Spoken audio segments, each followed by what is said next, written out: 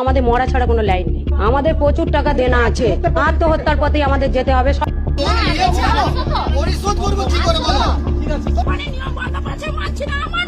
ব্যবসা যখন বন্ধ করেই দিলেন তখন আমাদের বিষ এনে দিন, প্রশাসন আমাদের বিষ খাইয়ে মেরে ফেলুক।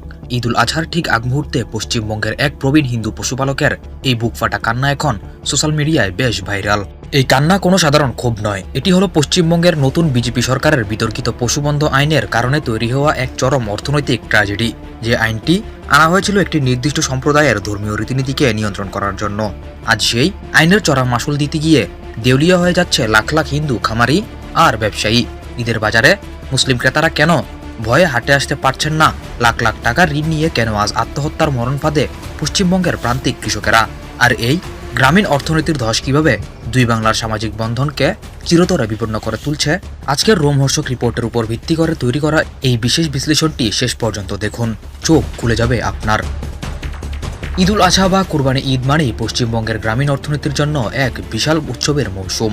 এই সময়ে কোটি কোটি টাকার গবাদি পশু কেনাবেচা হয়, কিন্তু 2026 সালের এই কুরবানি ঈদের চিত্র সম্পূর্ণ উল্টো। 1950 সালের পশ্চিমবঙ্গ পশু জবাই নিয়ন্ত্রণ আইন হঠাৎ অত্যন্ত কঠোরভাবে কার্যকর করার ফলে পশ্চিমবঙ্গের পশুর হাটগুলোতে এখন শ্মশানের নীরবতা। ঈদের ঠিক আগে পুলিশি নজরদারি, রাস্তাঘাটে তল্লাশি এবং প্রশাসনিক কড়াকড়ি এমন এক চরম পর্যায়ে পৌঁছেছে যে গবাদি পশুর বাজারে এক তীব্র ঐতিহাসিক মন্দা দেখা দিয়েছে। মুসলিম ক্রেতারা, যারা এই উৎসবের মূল চালিকা শক্তি, তারা আইনি জটিলতা ও পুলিশি হয়রানের ভয়ে হাটে আসতে সাহস পাচ্ছেন না। তাদের মনে ভয়, হাটে এসে গরু বা মহিষ কিনলে যদি রাস্তায় পুলিশ তাদের গ্রেপ্তার করে কিংবা যদি কোনো আইনি পেঁচে ফেলে মোটা অঙ্কের জরিমানা করা হয়। ক্রেতাহীন এই হাটের কারণে পশু বিক্রি প্রায় শতভাগ বন্ধ হয়ে গেছে। আর ক্রেতাদের এই অনুপস্থিতি সরাসরি আঘাত করেছে এদেশের লাখ লাখ হিন্দু বিক্রেতার বুকে। রাজনীতিবিদরা যখন শুধু ধর্মীয় মেরুকরণের চশমা পরে আইন তৈরি করেন, তখন তারা ভুলে যান যে অর্থনীতির কোনো ধর্ম হয় না। পশ্চিমবঙ্গে পশুপালন এবং মৌসুমী গবাদি পশুর ব্যবসার সাথে সিংহভাগ হিন্দু পরিবার যুক্ত। একটি রিপোর্টে উঠে এসেছে এক অত্যন্ত বেদনাবিধুর বাস্তবতা। সোশ্যাল মিডিয়ায় ভাইরাল হওয়া একটি ভিডিওতে দেখা যাচ্ছে এক হিন্দু ব্যবসায়ী আবেগঘন কণ্ঠে প্রশাসনের বিরুদ্ধে ক্ষোভ উপড়ে দিচ্ছেন। তিনি কুরবানি ঈদকে লক্ষ্য করে 5 লাখ টাকা চড়া সুদে ঋণ নিয়ে পশু তৈরি করেছিলেন। আজ হাটে কোনো ক্রেতা নেই, পশু অবিকৃত। ঋণের টাকা কিভাবে শোধ করবেন সেই চিন্তায় দিশেহারা হয়ে তিনি বলছেন, প্রশাসন যেন ব্যবসা বন্ধ করার আগে তাদের বিষ দিয়ে দেয়। একই চিত্র মুর্শিদাবাদ ও নদিয়ার অন্যান্য প্রান্তিক খামারিদেরও। বহু নারী খামারি ধার দেনা করে নিজেদের গয়না বন্ধক রেখে সারা বছর ধরে যত্নে পশু লালন পালন করেছেন, এই আশায় যে ঈদের বাজারে ভালো দামে বিক্রি করে ধার পরিশোধ করবেন। কিন্তু শুভেন্দু অধিকারীর আইনের জটিল শর্ত, যেমন 14 বছরের কম বয়সী সুস্থ ষাঁড় বা মহিষ কাটা যাবে না, মানে কোরবানি দেওয়া যাবে না, এবং তার জন্য ভেটেরিনারি ডাক্তারের সার্টিফিকেট বাধ্যতামূলক। এই অবাস্তব নিয়মের বেড়াজালে খামারদের স্বপ্ন এখন মরণ ফাঁদে পরিণত হয়েছে। পশু বিক্রি না হলে এই কোটি কোটি টাকার দেনা শোধ করার কোনো বিকল্প পথ তাদের সামনে খোলা নেই। গোখাদ্য, খড় এবং ভুসির আকাশছোঁয়া দামের কারণে অবিকৃত পশুকে ভুসিয়ে খাওয়ানো খামারিদের জন্য এখন মরার উপর খাড়ার ঘা। এই জটিল প্রশাসনিক ও ধর্মীয় পরিস্থিতি এড়াতে পশ্চিমবঙ্গের বেশ কয়েকজন প্রভাবশালী ইমাম ও মুসলিম ধর্মীয় নেতা কুরবানিদাতাদের এক ভিন্ন পরামর্শ দিয়েছেন। আইনি ঝামেলা এবং সাম্প্রদায়িক উত্তেজনা এড়াতে তারা মুসলিমদের এবার গরু বা মহিষের বিকল্প হিসেবে ছাগল বা ভেড়া কোরবানির আহ্বান জানিয়েছেন। মুসলিম ক্রেতারা ইমামদের কথা মেনে যখন বড় পশুর বাজার বয়কট করছেন, তখন গ্রামীণ অর্থনীতিতে এর চেইন রিয়েকশন বা চুয়ে পড়া প্রভাব শুরু হয়েছে। এই মন্দা কেবল খামারদের মধ্যেই সীমাবদ্ধ নেই, পশুর হাটকে কেন্দ্র করে বেঁচে থাকা লাখ লাখ নিম্ন আয়ের মানুষের পেটে লাথি পড়েছে।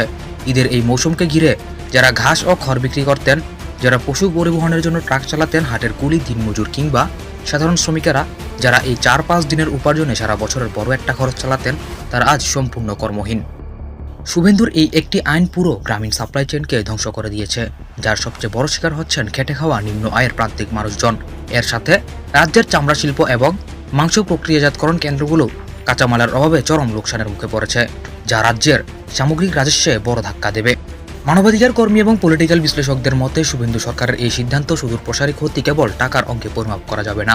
পশ্চিমবঙ্গের গ্রামীণ অঞ্চলে এই পশুর হাটগুলো ছিল হিন্দু মুসলিম সম্প্রদায়ের মধ্যে এক অভূতপূর্ব সামাজিক ও অর্থনৈতিক মেলবন্ধনের জায়গা, যেখানে হিন্দু কামারি পরমযত্রে পশু বড় করতেন আর মুসলিম ক্রেতা ঈদের খুশিতে সেই পশু বাস বিচার করে ন্যায্য মূল্যে কিনে নিতেন। শত বছর ধরে চলে আসা এই পারস্পরিক বিশ্বাস এবং সম্প্রীতির অটুট বন্ধন আজ এই প্রশাসনিক ফতোয়ার কারণে এক বিরাট হুমকির মুখে পড়েছে। শুধু তাই নয়, পশ্চিমবঙ্গের বাজারে যখন সুস্থ পশুর কোনো ক্রেতা নেই এবং দাম একদম পড়ে গেছে, তখন লোকসান এড়াতে এই পশুগুলো আন্তর্জাতিক চোরাচালান সিন্ডিকেটের হাত ধরে রাতের অন্ধকারে সীমান্ত পার হয়ে বাংলাদেশে ঢোকার চেষ্টা করছে। বিশেষ করে উত্তরবঙ্গের কোচবিহার, দক্ষিণবঙ্গের বনগাঁ, মালদহ ও মুর্শিদাবাদ সীমান্ত দিয়ে লুকিয়ে পশু পারাপারের মরিয়ার চেষ্টা চলছে। কারণ ওপারে বাংলাদেশের কোরবানির হাটে এর চড়া চাহিদা রয়েছে। অর্থাৎ যে চোরাচালান বন্ধের বুলি আউরে এই আইন আনা হয়েছিল, অবাস্তব বাজার কাঠামোর কারণে খামারিদের বাঁচতে চাওয়ার আকুতি আজ চোরাচালানকে পরোক্ষভাবে আরও উস্কে দিচ্ছে। শুভেন্দুর এই নীতি যেন নিজের পায়ে নিজেই কুড়াল মারার এক জলজান্ত উদাহরণ।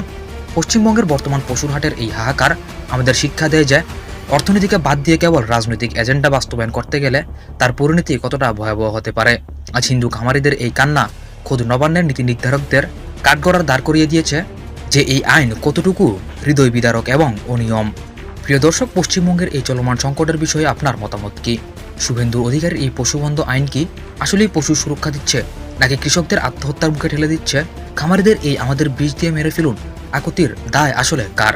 আপনাদের মূল্যবান এবং নিরপেক্ষ মতামত নিচে কমেন্ট বক্সে অবশ্যই লিখে জানান। ভিডিওটি তথ্যভুল মনে হলে এবং দুই বাংলার এই ধরনের বাস্তব চিত্র ও গভীর বিশ্লেষণ আরও দেখতে চাইলে ভিডিওটিতে একটি লাইক দিন।